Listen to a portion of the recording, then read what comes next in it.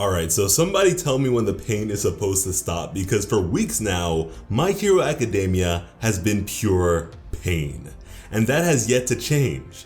With the previous chapter, we saw the liberation of All For One and several other villains from Tartarus in what was a terrifying turn of events. With this latest chapter, we received even more aftermath content, but would firstly be presented with a bit of a conversation between Twice and Skeptic following the union of their two groups. As it turns out, Reed Destro, similarly to the Doctor, fulfilled his two roles as two different entities by way of Twice's double quirk. And so at the same time as the DEKU General Hospital raid, Reed Destro's double had engaged with the Public Safety Commission. They lured him in with the prospect of a joint venture into support items, and despite his better judgment, he accepted, only to find himself in conflict. And with this, we would see the president of the Public Safety Commission in pretty bad shape. Now, with her gone, that may only serve to further destabilize things and or make room for new rhetoric to take her place. And so hopefully she's alright. Now, Reed Destro would go on to question their methods, but recognize their desperation and necessity. Meanwhile, making it very clear that what the villain sought was complete and utter freedom. In other words, anarchy. But here's where things go from bad to worse, and where I have to question when Horikoshi will take his size 16 Timberland stompers off of the hero's necks, because this horse has been dead.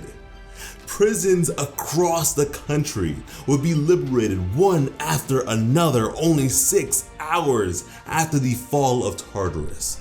Which is to say that there will be nowhere to bring all of Shigaraki's forces anyways. Those 17,000 soldiers or what have you, there's nowhere to put them.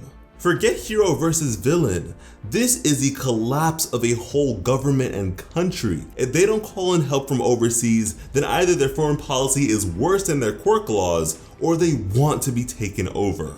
With All For One out and about doing whatever evil geniuses do, Shigaraki in turn would be getting ready for bed after such an eventful day, then asking the League to watch over him as he does so, despite the fact that the flurry of criminals on the loose would cover his trail for a while. And in response to this, Spinner, who we now know to be the member most loyal to Shigaraki, would mention how well the two bonded over video games and the like, which is to say that the man ordering them around wasn't his friend or the man he had decided to follow, as the spirit of All For One would respond by saying that he respects the wishes of Shigaraki, so there's no need to worry, that for now he'll have him rest, with perfection being the primary objective. Now, having Shigaraki's wishes in mind smells like cap to me, but whatever, he's All For One, or at least a spirit of All For One. He does what he does.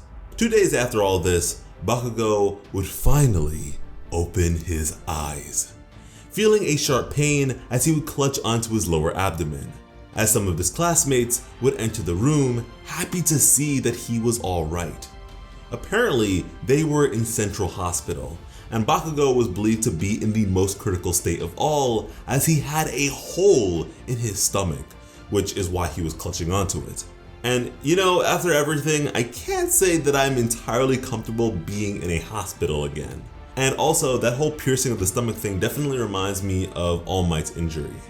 But anyways, disregarding his own predicament, Bakugo would question the state of the others on the battlefield, to which there was a brief pause. Gran Torino was in rough shape, but stable. This would be followed by a look at Aizawa, who'd lost an eye and a leg, but thanks to the diligence of his comrades, was able to make it out alive. President Mike would begin to mourn Midnight, but Aizawa could not afford to go down that road and would instead inquire about those who were alive, the kids, as they too were swept up in the conflict. With that, we would find ourselves in Shoto's hospital room. From here, we'd see the collective of people gathered outside in pursuit of answers. And the expressions of the kids said it all. They were all hurting, as outside a cluster of reporters would converge on a particular figure as they made their way into the hospital. Endeavor was currently unconscious, but the questions were unending as the public demanded answers. Shoto would then begin to do a bit of reflecting himself, remembering the words of Star Servant who alluded to Dabi's involvement and connection to Endeavor. He'd recognize his brother's burning hatred for their father and the flames of his that were even stronger than Endeavor's. That he'd done everything up until that point just to scorn the name of Endeavor, and that ultimately they weren't so different. And so it couldn't be Endeavor who would resolve this, but Shoto himself. From there, Shoto's family would begin to enter the room, but because his throat was so badly burned, he could not speak. But behind his siblings was another figure, presumably that of his mother. A major development, but seeing as how she'd witnessed the broadcast herself as well is a necessary involvement, I feel. But elsewhere, Bakugo was charging forwards like a crazed beast as his classmates would try and hold him back. Now the reason he was doing this, the reason why he was so deranged, was because of DEKU.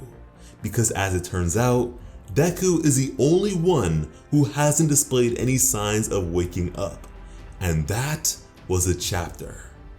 Now as far as my thinking in regards to DEKU, physically, Bakugo was struck far more vitally than DEKU ever was, even if he messed up his arms and legs beyond repair. So this is more than that. I imagine DEKU is in the midst of some one for all stuff. With the power of one for all, it is now or never.